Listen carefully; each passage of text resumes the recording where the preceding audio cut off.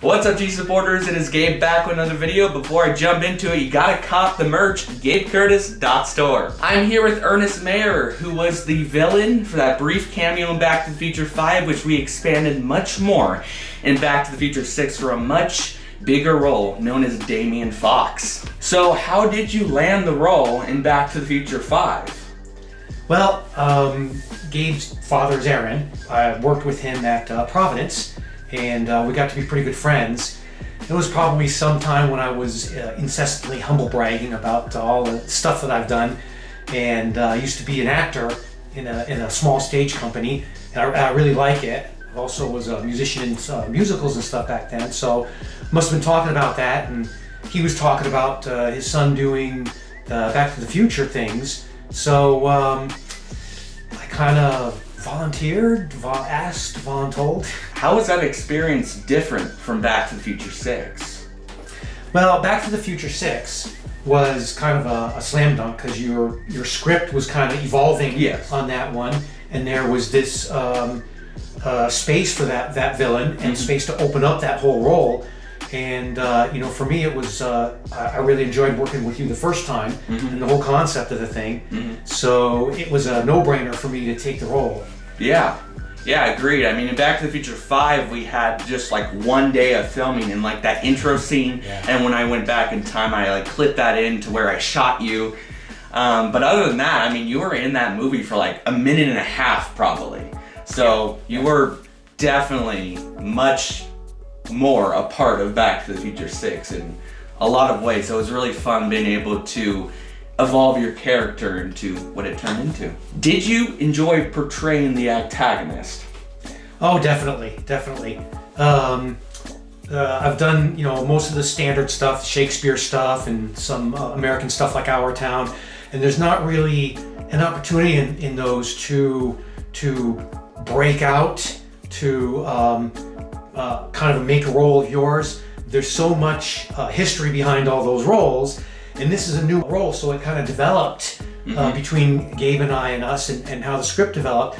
So this was definitely a lot of fun for me as an actor to be able to portray an antagonist, the bad guy in the first place, as well as develop it into some things that I conceptualized as we went along. Yeah.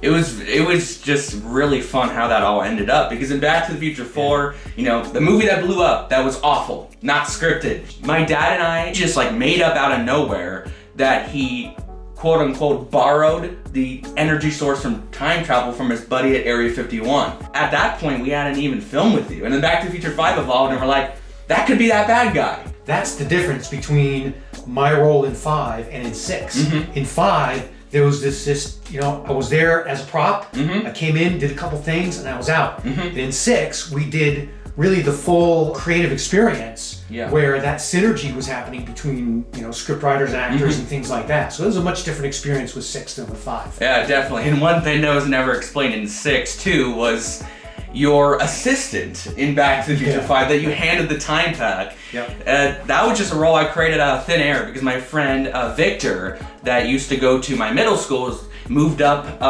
from Oregon to Washington, and he was like, I want to be in the movie. So he came back down to Portland for a weekend and was like, let's film it.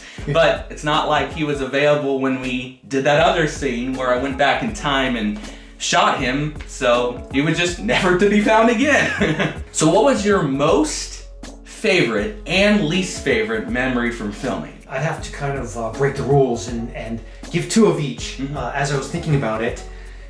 Least favorite, one of my least favorite times filming 5 was, it was just hot out. It was one of those heat bubbles in Portland, and so that wasn't as much fun, but the rest of it was a lot of fun. In 6, my least favorite parts of it were really those parts where we could have really done a lot more if we had more time. My time was limited, and not feeling well sometimes, and having to cut out some of the scenes and redo things, and not having enough time. That's the one thing that I had less fun with. Because the huge fun with it, especially with 6, like I said, was developing that character and really bringing that out. So I felt like I could have done a lot better. Favorite things were really in 6, in expanding that whole role and doing the fight choreography. I had done some fight choreography before, and I've got a long, like 45-year martial arts background, so that was a lot of fun for me. That was tremendous fun to choreograph and implement and train the fight scene with Aaron, as well as I had a lot of fun working with the other people. Yes.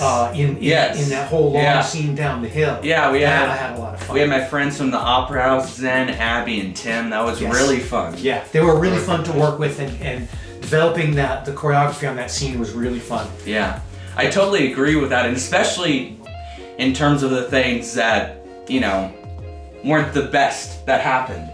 Because time was always a limitation. I mean, not only, because you had a work schedule and we had to work around that, but it was just like stuff for us. It's like my parents work all the time. Rehearsals turned into the actual filming, like that finale scene. I don't like how that turned out because it was supposed to be this big finale. And that fight scene was more the rehearsal because we just ran out of time. I think you left just a couple of days after that, and we just really had to wrap things up. I'm still proud, especially of your work and as a team, how we were able to put stuff together. Yeah, I gotta hand it to you, Gabe, for the post-production on that. It became super challenging. You did a fantastic job. Thank you. Putting together the right stuff that we got from whatever takes that we could get. Yeah, and I remember even the first day filming with you for Back to the Future 6 at the old farmhouse. Basically the finale fight was supposed to be more that fight. He was choreographing the same thing, only that actually would have looked better in that scene if we would have had more time. But the sun set so quickly. What was supposed to happen was Rodney zapped into the timeline and ran into Damien, and then he fell, and then you guys had the fight, briefly knocked him unconscious. Then as you were trying to start off the bike, Rodney jumped on you, and then you went out of the timeline together. We only had one take of that, and that's actually in the blooper reel. It was not good. We couldn't do it. He was running out of time, and even the next few weeks to follow, we just didn't have enough time to refilm it. So what we ended up doing was that scene where he fell, I turned that into a gunshot. My dad and I and my mom traveled to Western Oregon a few weeks later, and even though you weren't available, it was still really cool to be able to just change that script like that, where now you get shot. This wasn't explained, but he actually had a bulletproof vest on. That's why he survived, and then it evolved into basically nothing changed in the real timeline. Obviously, it wasn't that realistic for a gunshot, but it was still better than nothing. And that's the advantage of being the script writer, cinematographer, and everything else, right? If you gotta change scenes like that, you don't have to deal with some script writer whining about it's not true to the vision, or you just change it. Yeah, exactly. What are your thoughts on the final result of the G Films Back to the Future trilogy? If I was an outsider watching them, I'd see some movie making from some amateur movie makers that came out pretty okay. But being inside of it, I can say that especially 6, as Gabe was getting much better at the whole directing and cinematography and everything, all the aspects of that. It was really satisfying to see that it came out as well as it did. There was a lot of good stuff in it, and you can kind of see the stuff that was not as good as we could get, but with our limitations, I'm really happy with the way that came out. I was really happy to show that to people, to show that to my friends and my family. Overall, I had a lot of fun working with you, and I'm glad we were able to do that. Before we wrap up, we actually have some questions from my viewers that they want to know. This person says, your acting in Back to the Future 5 and 6 is truly incredible. What do you say to that? Well, thank you. I appreciate that. I haven't been acting for a long time, and everybody always thinks they can do better, but I feel like with the resources that we had, we did pretty good, and everybody gets better. So yeah. His question is, are you religious? Yeah, there's a non sequitur at the end of that one. No, I am very non-religious. Don't take this the wrong way. It's super controversial, but when I grew up, when I was in my teens and 20s, I spent about 20 years with my dad doing cultural anthropology into the history of the churches and the Catholic Church and the history of the Bible. And there's a lot of interesting stuff there. And it really flipped around. I used to be religious. At one point I was choosing a seminary to go to become a priest, but that completely flipped things around for me. And that plus the Zen and Satori work that I was doing at the time, right, which is not a religion or a philosophy, really changed my personal experience, my personal opinions about religions and stuff. So I'm spiritual, but non-religious at all. In all my content and all my movies, basically I'm playing the same spiritual side of me, basically. Same as my parents in Back to the Future 6, you could tell. And you played a character, I remember during the scene, Rodney was on the phone with you and it says, God's in control, and you're like, no, I'm 100% in control. And I was like, that kind of matches. I have to say, it might slip by, which is a testament to Gabe's capabilities as a scriptwriter and director. But there's an authenticity there about their religious experience, their true selves that's in there.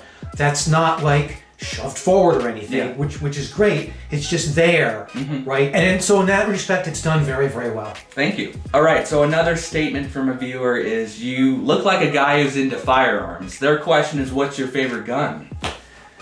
That's an interesting observation. What is it? What does it look like for somebody that looks like they're into firearms? I don't know. But you're very perceptive, because I am very, very heavily into firearms and a lot of other weapons.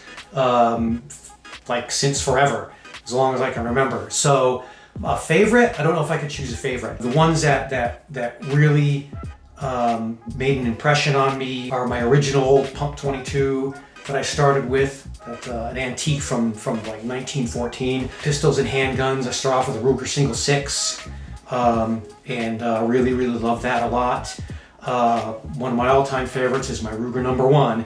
That thing is just brilliant. My SIG P228, that's a constant companion. And then most all my hunting is done with a Ruger Black Hawk 41 mag. I love guns so much that I was a gunsmith for 10 years. I love knives and swords, that I was a knife and sword maker for 10 years, along with my my knife instruction around the country. I've never been like a big gun or knife lover, but honestly, in the making of these movies, like getting more props, I've gone a little bit more interested in that realm. Next question from somebody is, have you been in the military? If so, what branch? I have not been in the military. I do get that question a lot, especially when I'm teaching one of my seminars around the country. But no, I don't have any military cred. I've known a few. I've got some training from a couple. There's a special forces person that we trained together. He wanted me to train him in knife and stick, Pikiti Tertia and things like that. And he trained me in a lot of their techniques. I think I got the better end of that deal. He's a very, very high level player. But I enjoyed that a lot. I enjoy working with people from the military. They're just super excellent people, but it's never quite fit with my slightly more bohemian mentality. Next question is, how tall are you? I'm as tall as you want me to be, or as tall as the camera makes me. No, that's an interesting question, because I used to be taller. I used to be 5'7.5" or so, and now I'm about 5'6.5", and that 3/4 of an inch or so is lost because of my 2 full hip replacements that I got. They wanted to match up my legs perfectly, because I was still a bit young, and they wanted a number of decades of my ability to do all the stuff I wanted to do left. And they were successful, but I lost a little bit of height. The last question is, are you gonna be in any of my future productions? I sure hope so. Me too. That's a big hope of mine. Yeah. I've seen Gabe's development, and I'd really like to tie into some of those things and do some better acting, become a better actor, have some more opportunities to kind of stretch out there. That'd be great. Yeah, I agree. We were trying to get him into my next movie, Counter Threat: Divine Revelation, but time always the issue. Yep, it's the always the time. We're not going to rush this. We want this to be a good product, but luckily he's going to start training us this weekend. Yep. And from the time he leaves, we're just gonna keep training and training to get better everything we need to do for this movie. Yeah. Big props to Ernest Mayer here from being in Back to the Future 5 and 6 and hopefully in future productions. Yep. And if you enjoyed this video, drop a like, hit that subscribe button, and I'll see you guys next Friday at 6 p.m. Pacific for a brand new video. I'm actually planning on vlogging some of the training this weekend that we're going to be doing. So that's cool. going to be going up next Friday. Peace out.